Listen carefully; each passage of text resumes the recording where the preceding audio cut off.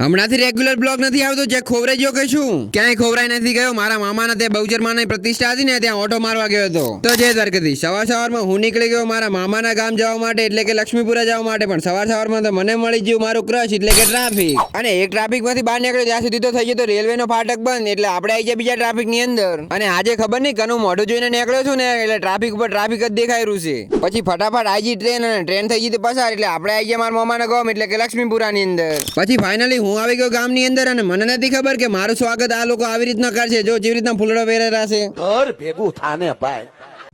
પછી હું પહોંચી ગયો ગામની અંદર, અને ત્યાં જઈને જોયું ત્યાં તો શોભાયાત્રા ચાલુ જ હતી. અને આ બાજુ ગામના સભ્યો અને મહેમાનો બધા મસ્ત રીતે રમતા હતા. પછી તો શું આપણાથી રહેવાય, એટલે આપણે મસ્ત મજાનો ડાન્સ કરી નાખ્યો. હા, પણ એ વાત અલગ છે કે આપણે રમતા નહીં આવડતું. ये बड़ी अच्छी बात कही आप.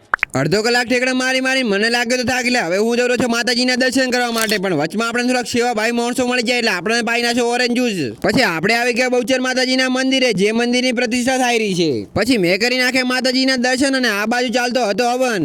દર્શન કરીને હું આવી ગયો પાછું શોભાયાત્રા તરફ, અને આ બાજુ જોયું તાર તો શું, અને લોકોને મળવા માટે આવી ગયા હતા છોટા ભીમ અને તેમની ટીમ. અને હાચું કોણ, આ તો મને મળવા આવ્યા હતા, પણ મારા કરતા એની ફેન ફોલોઈંગ વધારે છે ને, એટલે વસ્તી મને ઇગ્નોર કરી નાખ્યો.